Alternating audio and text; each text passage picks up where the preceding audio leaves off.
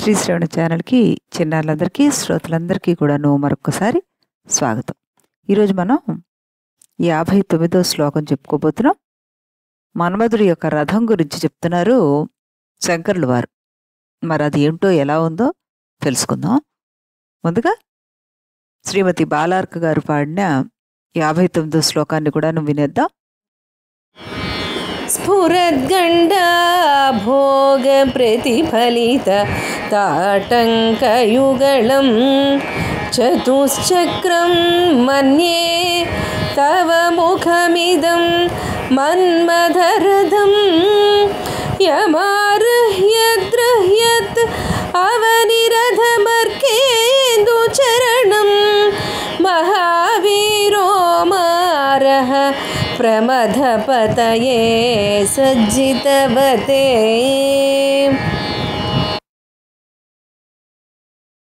చాలా చక్కగా పాడి వినిపించారు మనకి బాలార్క గారు. మరొకసారి ఆవిడకి అభినందనలు, కృతజ్ఞతలు తెలుపుకుంటూ మనం దీని అర్థ వివరణలోకి వెళ్ళిపోదాం. ఓ జగజ్జనని పరమేశ్వరి, స్ఫురత్ ప్రకాశిస్తున్న, గండా ప్లస్ ఆభోగ అంటే విశాలమైన చెక్కిళ్ళయందు, ప్రతిఫలిత ప్రతిబింబిస్తున్న, తాటంకయుగడం చెవి కమ్మల జంటను, ఇదం ఈ, తవ నీ యొక్క, ముఖం వదనము, చతుశ్చక్రము 4 చక్రాలు కలిగిన మన్మధుడి యొక్క రథంగా మన్యే భావిస్తున్నాను.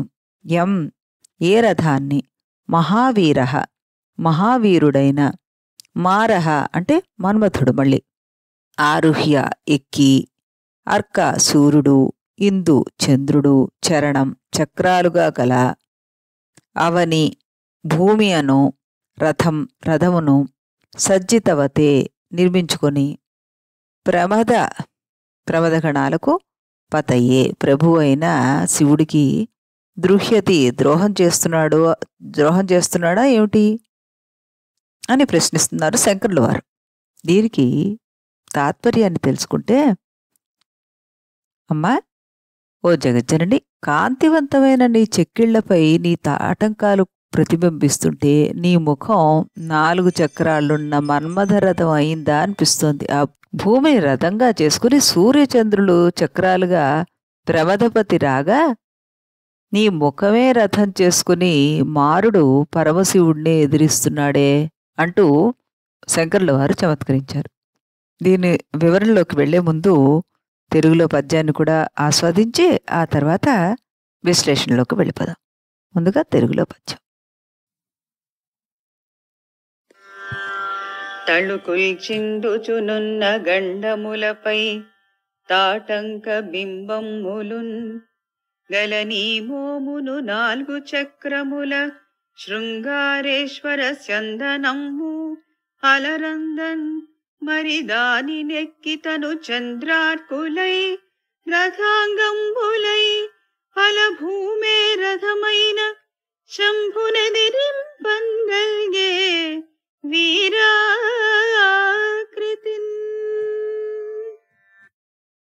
అనురాధ గారు ఎంతో చక్కగా పాడి మనకి ఈ పద్యాన్ని వినిపించారు. లలితా సహస్రనామంలో దీనికి పద్మరాగశిలాదర్శ పరిభావి కపోలభూః అన్న నామాన్ని గుర్తు తెచ్చుకోవచ్చు అనమాట. పద్మరాగశిలేవాతి నిర్మలత్వాత్ ప్రతిబింబగ్రాహిత్వాచ్చ ఆదర్శోదర్పణ పరిభవతి అవజానీతి తతోపి అతిశయేన కామేశ్వర ప్రతిబింబగ్రాహిత్వాచ్చోణత్వాచ్చ ఈదృశీ కపోలభూః గండకీర్తి యస్యాహ అన్నారు. అంటే పద్మరాగ శిలలు ఏవైతే ఉంటాయో అవి అద్దం కంటే కూడాను మెరుస్తూ కనబడతాయట. ఈ పద్మరాగ శిలలు అద్దానికి మించిన నునుపోయినవి, పద్మరాగ శిలల కంటే కూడాను మించిన నునుపైన చెక్కిళ్ళు కళ అమ్మవారి గురించి ఇక్కడ చెప్తున్నారన్నమాట. పద్మరాగాలు స్వచ్ఛంగా నున్నగా ఉంటాయి కాబట్టి అద్దాల కంటే అవి శ్రేష్టమైనవి అంటూ చెప్తుంటారు.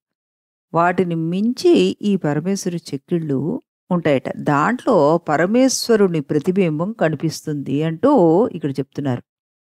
అమ్మవారు నిత్య యవ్వన సంపన్నురాలు. యుక్త వయస్సులో ఉండే వారికి శరీరంలో లావణ్యం అధికంగా ఉంటుంది. అందులో అమ్మాయిలకి కపోలాలు చక్కగా లావణ్యంగా ఉంటే నున్నగా, మృదువుగా, ఎరుపుదనాన్ని కలిగి ఉంటాయట. అత్యంత నిర్మలంగా అవి కనబడుతూ ఉంటాయి. అయితే ఈ నిరంతరం పరమేశ్వరుడి సాన్నిధ్యానుభూతిలో ఉండే అమ్మవారి చెక్కిళ్ళు అనురాగ రంజితాలై ఉంటాయి. ఈ రాగ స్పందన చైతన్యము లేనటువంటి ఈ పద్మరాగాల రాగం లాంటిది కాదది. ఇది మధురమైన ప్రేమ సంస్పర్శకు నోచుకున్నది అంటూ మనం ఇక్కడ చెప్పుకోవాలి. అమ్మవారి చెక్కిళ్లలో అయ్యవారి ప్రతిబింబం కనబడుతుందిట. అంత పారదర్శకంగా ఉన్నాయి అవి అంటూ ఇక్కడ మనకి చెప్పడం జరుగుతోంది. పద్మరాగాలు కొంతకాలానికి పగిలిపోతాయి, కానీ అమ్మవారి బుగ్గలు మాత్రం ఎప్పుడూ నునుపుగా సజీవంగా ఉంటాయి అంటూ చెప్తున్నారు. స్ఫురద్గండాభోగ ఈ శ్లోకంలో మనకి అమ్మవారి కుడి కపాలాన్ని మెత్తగా ఉచ్చరించబడే రులుకారంతోనూ, ఎడమ కపోలాన్ని మెత్తగా ఉచ్చరించబడే రులూకారంతో న్యాసం చేయాలి అని పెద్దలు చెప్తుంటారనమాట. ఈ రకంగా అమ్మవారి చెక్కిళ్ళ గురించి చెప్తుంటే ఇందులో మన్మథరథం అంటూ ఈ శ్లోకంలో చెప్పడానికి కారణం ఏమిటి అంటే, మన్మథుడు గొప్ప శక్తి ఉపాసకుడు. ఆ ఉపాసనా బలంతోనే శివుడంతటి వాడిని కూడా మోహపరచడానికి ఉద్యుక్తుడయ్యాడు. అయితే అమ్మవారి ఆశీస్సులు మాత్రమే పొందడంతో సంతృప్తి పడ్డాడు. శివుణ్ణి మోహపరచడానికి ప్రత్యక్షంగా కాకపోయినా పరోక్షంగానైనా అమ్మవారిని చిత్రమైన రీతిలో ఉపయోగించుకుంటూ ఉంటాడు అంటూ శంకరుల వారు ఇక్కడ మనకి ఈ శ్లోకంలో తన చమత్కారాన్ని, తన కవితా శైలిని చూపించారనమాట. మనలాంటి మామూలు వాళ్ళని కామవశుల్ని చేయడం మన్మధుడికి చాలా సులువైన పని. కానీ భూమిని రథంగా చేసుకుని దానికి సూర్యచంద్రుల్ని చక్రాలుగా సంధించి మందర పర్వతాన్ని విల్లుగాను, విష్ణుమూర్తిని దానికి తగ్గ బాణంగాను చేసుకుని అమిత పరాక్రమవంతులైన త్రిపురాసురులను సంహరించడానికి వెళ్ళిన శివుడంతటి వాడితోటి ఒక పిల్లవాడైన మన్మధుడు తగుదనమ్మా అంటూ సాహసం చేసి ఎదుర్కొనడానికి ఊహించలేనంత దుష్కరమైన పని చేయబోతున్నాడు. అటువంటి సందర్భాల్లో కావలసింది ఆయనకి బుద్ధిబలం కానీ భుజబలము, అంగబలము, అర్థబలం కాదు. అయితే లౌక్యము, సమయస్ఫూర్తి, నైపుణ్యము అతనికి కీలక లక్షణాలు కాబట్టి అవతలి శత్రువు గట్టివాడే కానీ ఆ శత్రువుకి కూడా కొన్ని లక్షణాలు, లౌల్యాలు ఉంటాయి కదా. వాటి ద్వారా వ్యవహారాన్ని పరిష్కరించుకోవచ్చని ఈ మనోదుడు చాలా చక్కటి ఊహ చేసి అమ్మవారి యొక్క ఈ కపోలాలని, ఆవిడ తాటంకాలని ఉపయోగించుకొని, అంటే ఆ 2 తాటంకాలు ఈ పద్మరాగ శిలాదర్శాలైనటువంటి ఈ కపోలాల మీద పడ్డ వాటి ప్రతిబింబము మొత్తం 4 చక్రాల కింద తయారు చేసుకున్నాడు. అప్పుడు ఆ 2 చక్రాలను అమ్మవారి ముఖం వలె ఉండే రథానికి పూంచి ఆ రథం పైన తానెక్కి శివుడిని ఎదుర్కోవడానికి వెళ్ళాట. ఎదురుగా వస్తున్న పిల్లవాడైన మన్మధుడి రథం శివుడు చూసి ముందు విస్తుపోయి రధికుడు ఏడి అని అనుకున్నట్ట. ఎందుకంటే మన్మధుడికి శరీరం లేదు కదా. క్రమంగా దాని దగ్గరికి వచ్చింది ఆ రథం. కానీ అది రథంలా లేదు, చక్కటి ముఖంలా ఉంది. మరీ కొంచెం ముందుకు రాగానే అది సాక్షాత్తు అమ్మవారు అని తెలుసుకున్నారు, శర్వాణి అని తెలుసుకున్నాడు ఆయన. దాంతోటి ఆయన వివసుడైపోయాట. ఈ రకంగా మన్మధుడు అమ్మవారి యొక్క చెక్కిళ్లను చాలా చాకచక్యంగా ఉపయోగించుకుని శివుణ్ణి కూడా పడేశాడు అంటూ శంకరుడు వారు చాలా చక్కటి ఉపమానం వేస్తూ మనందరికీ కూడా ఈ శ్లోకాన్ని వినిపించారు మహానుభావులు. ఈ శ్లోకానికి యంత్రం ఏమిటో చూద్దాం మనం. ఇది దీర్ఘచతురస్ర బాలాబీజత్రయుక్తమైనదన్నమాట. ఐం క్లీం సౌ అన్నది ఈ బీజాక్షరాలు. ఎప్పుడు చెప్పినట్టుగానే బీజాక్షరం గురించి కానీ యంత్రం గురించి కానీ మనంతట మనం ఏది సాధన చేయడానికి ప్రయత్నించకూడదు. ఈ శ్లోకం గనక మనం చక్కగా పట్టించుకుంటే మనకి సకల జన వశత్వం కలుగుతుంది, అందరూ మన వైపు ఆకర్షించబడతారు అంటూ పెద్దలు చెప్తుంటారనమాట. లోకప్రియత్వం కలుగుతుంది. ఈ శ్లోకం గనక మనం పఠిస్తే లోకప్రియత్వం కలుగుతుంది అంటూ చక్కగా అందరూ మన వైపు ఆకర్షితులు అవుతారనమాట. మనం అందరికీ, లోకులందరికీ మనం ప్రియులం అవుతాం అంటూ ఇందులో చెప్తున్నారు.